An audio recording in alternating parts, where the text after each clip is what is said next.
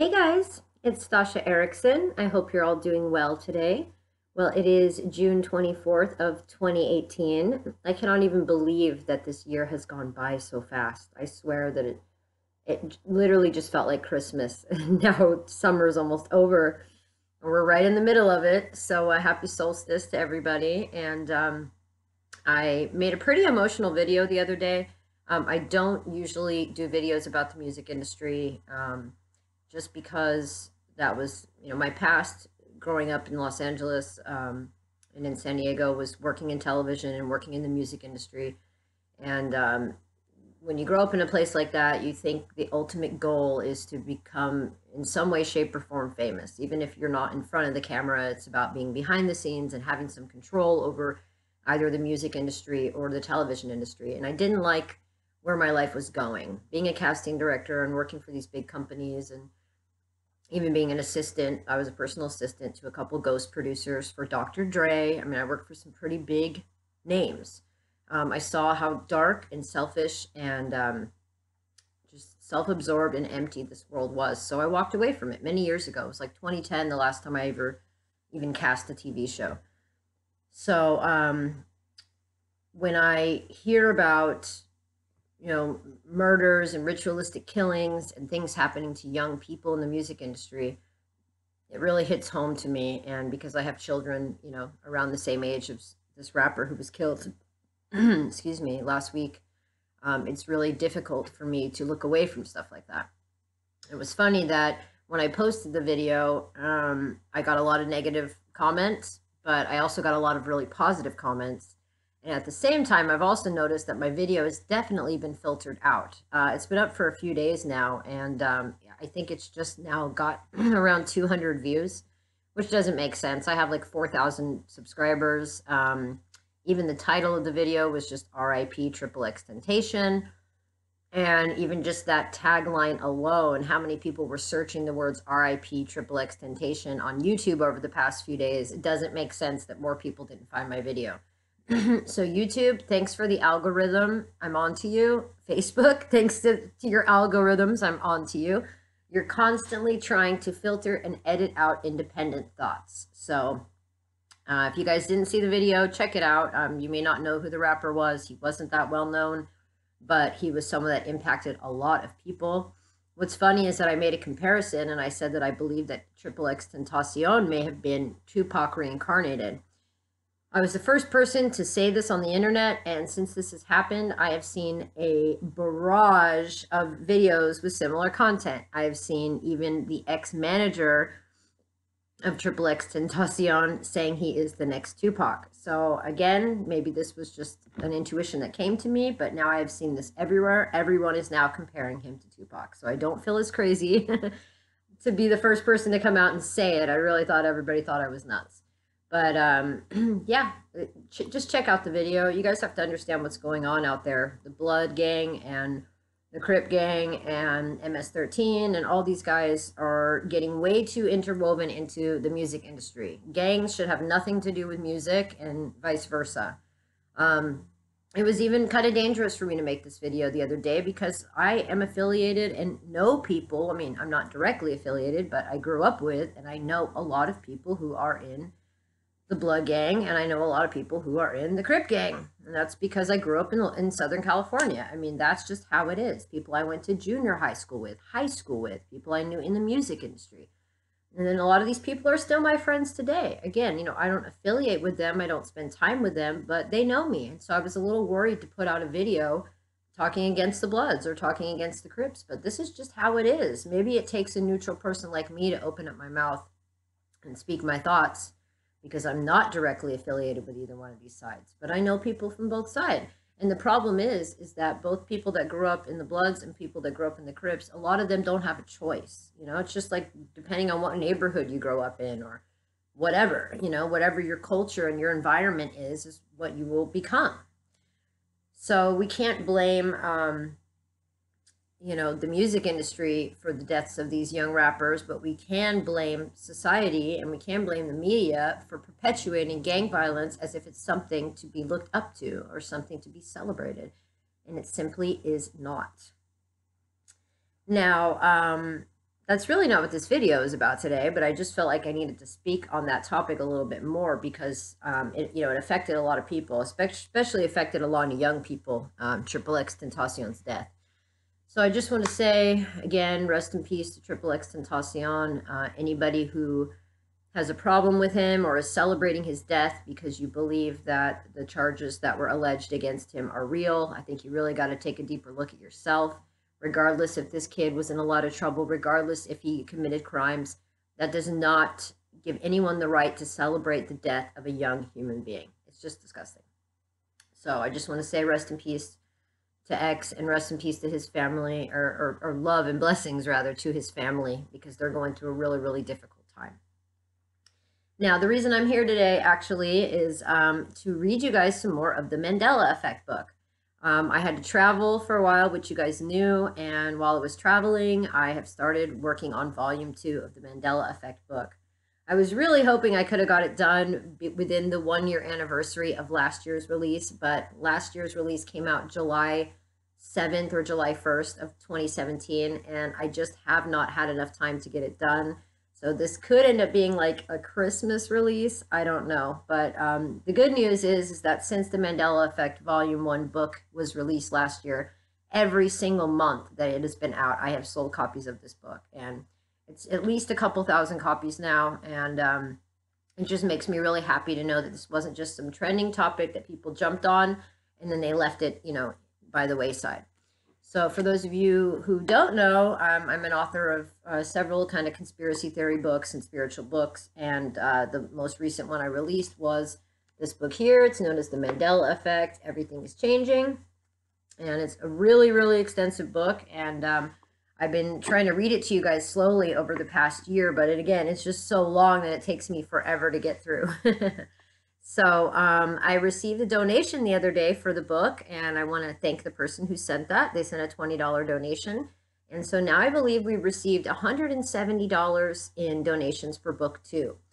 Now it cost about $1,000 to completely publish book 2, so I have a long way to go, and I really, really need everybody's support to help put this book together. I'm a full-time Master's of Psychology student right now.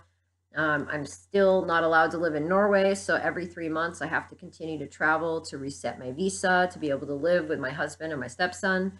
And it's really difficult to have time to sit and just write a book when I don't really have spare time. So the more donations that I receive for this project will help me to get the book done quicker. Now, book 1, I've been reading to you guys slowly, and the last time we left off, I was reading to you about Fiona Broome. Now, Fiona Broome was the paranormal researcher that coined the term the Mandela Effect and put out the first blog on the internet asking people if they remembered Nelson Mandela dying at a different time other than what history shows today.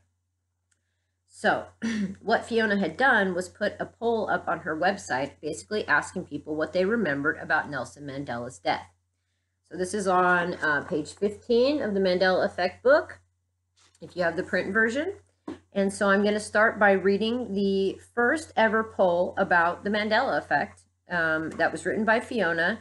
And then I have all of the comments that were left by the people on the website, the very, very, very first people to ever comment about the Mandela Effect. So I have this all in the book because it's very research-based. So now I'm going to kind of read to you guys organically how this came to be. So Fiona put the poll up. Poll, Mandela's death. This is the first of several polls I'm using to find patterns in alternate memories. If you recall Nelson Mandela's death before December of 2013, I hope you'll remember or provide a thoughtful guess about the year in the 1980s that you think he died. Please just vote once and for just 1 year. The default is remembering his death in 2013 is included for those who want to register that they don't have the alternate Mandela memory. The previous post, Nelson Mandela died in prison, ? Triggered so many varied responses that it's difficult to find the Mandela memories in the 150 plus comments that followed. Here are some of them as of February 2013. If you leave a comment on this post, do me a favor, keep it about Nelson Mandela memories. I'm in the process of separating the various memories into individual posts for people interested in stories related to just one kind of memory. So she was trying to catalog and organize these memories back when it first happened, because there was such a sweeping amount of varied results that people would come to the plate with. Okay, now the first commenter, named Perry Ware, said, both my wife and I remember Nelson Mandela dying in prison.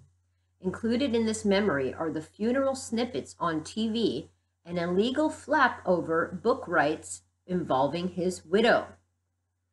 Scott said, I have a clear, distinct memory of the Nelson Mandela funeral on TV in the early 80s.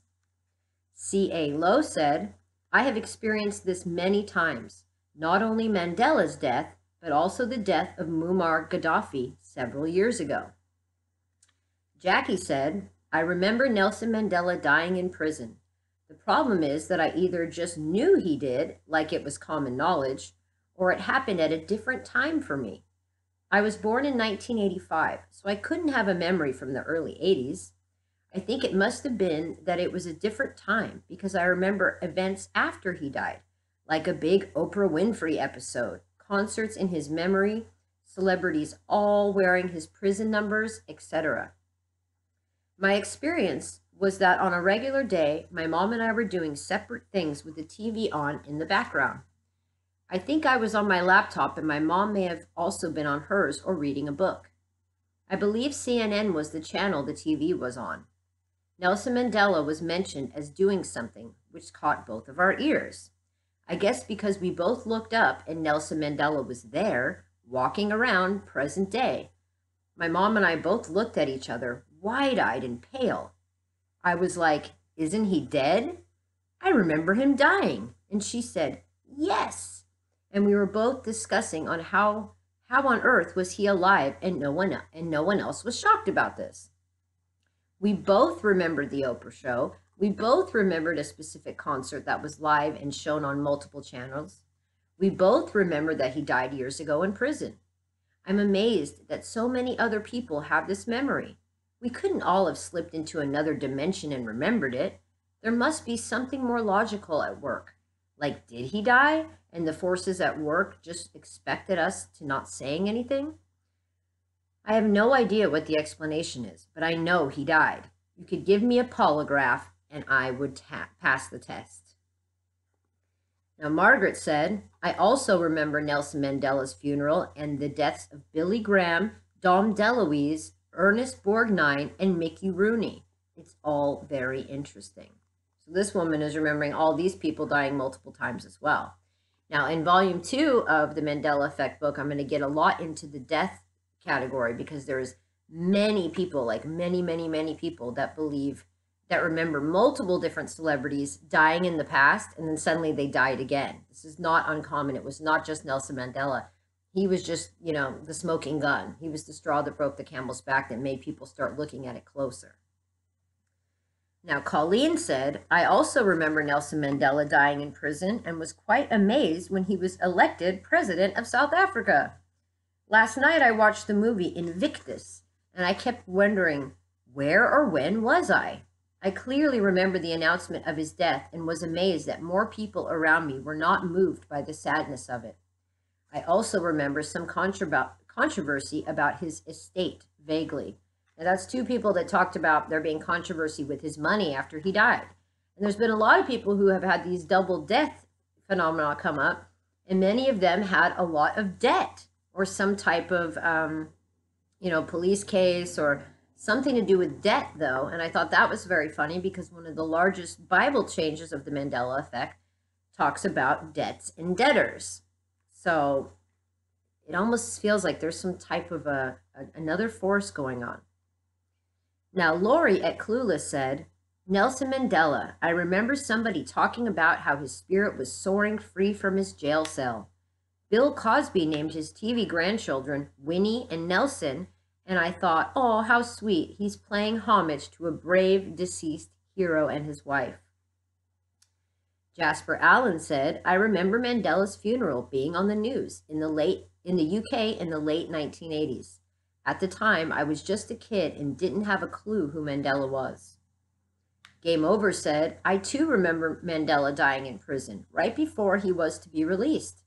I thought this wouldn't be good. The South Africans will think he was killed or something. It was on CNN headline news around lunchtime. I was in high school, so it was the 1980s. Now notice how many people also said CNN were part of this. And what are CNN basically? They're not even news anymore. Every single video that comes up on CNN is just a bashing of President Trump. They're literally not even reporting the news anymore. So CNN, Clown News Network, they definitely have something to do with all this. Now, Jonathan said, this is just weird. The more I think about it, the more real the memory becomes. I live in South Africa. I was born in 1980, so I would have been a kid. The memory is most certainly there. Something about Mandela's death. It's weird, like the Men in Black movie. I don't believe in parallel universes, but mind-altering? Sure. So a lot of people believe that this could have something to do with mass mind control. Kim Wing said, I also remember reading the newspaper and all the hoopla about Nelson Mandela dying on TV. I remember the banners at his funeral. I am an adult and take such history seriously. When he was released from prison, I was flabbergasted.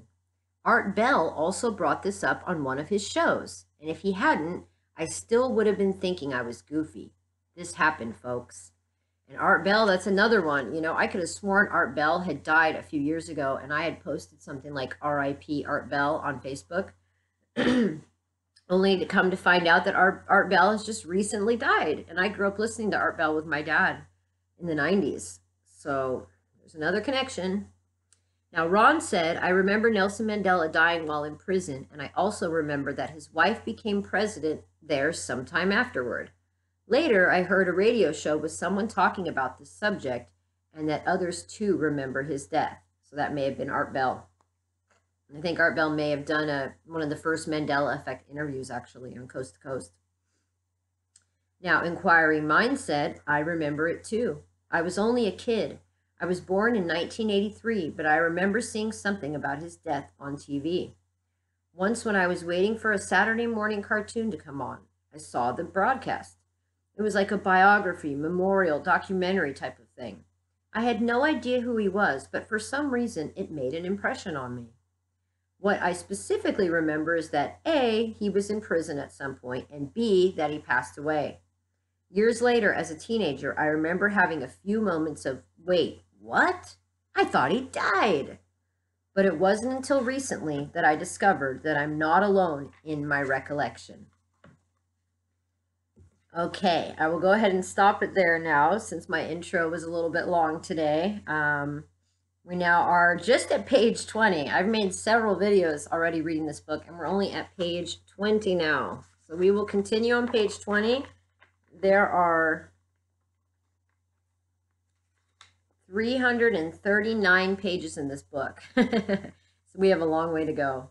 But for those of you who watch this video and you don't know what the Mandela Effect is, please go back and check through my playlists on my YouTube channel. There's a lot of videos that talk about the Mandela Effect. I have probably at least 100 videos just of my own on there now. I've done several interviews. You can check out the playlist called Live Interviews with Stasha Erickson. I've done a few of them this year already and several last year. Yeah, please just check out this topic. It's basically a symptom that everything we know it is changing, from pop culture to history to the Bible, you name it. And it's a very, very important phenomenon that we need to look at much closer with a closer lens. So please, again, I have to self-publish all of these books. I don't have a publishing deal. Nobody wants to publish books about parallel realities.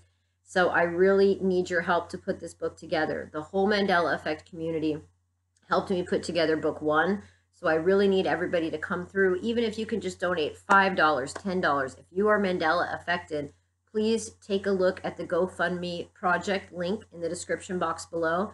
And, you know, help support this cause. The sooner I can get donations in, the sooner I can finish the book, because it can allow me just to do school half the day and then spend the second half of my day writing about Mandela.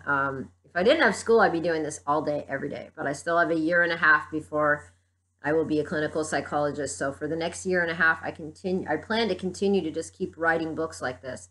I have another volume that I've already starting as well, and it's basically stories from the Mandela affected. And these are all people who have come to me, sent me their personal stories, and have shared their own Mandela effect journey with me. Oi, oi, oi. Sorry about that. My husband was calling. He works all summer long, all weekend long. He's off doing a cabin this weekend. So anyway, but just letting you guys know that with your support, it doesn't matter what it is, $5, $10, $1. If you can send donations to the GoFundMe project in the description box below, then I will also include your name, your Mandela affected stories, whatever content you'd like to share to help get to the bottom of this phenomenon. That's what I'm here to do. I'm kind of a messenger of the Mandela effect community. I just really want to help give it the voice that it deserves. Okay, guys, so I love you ever so much, and I will be back with more. RIP XXX Tentacion. Bye-bye.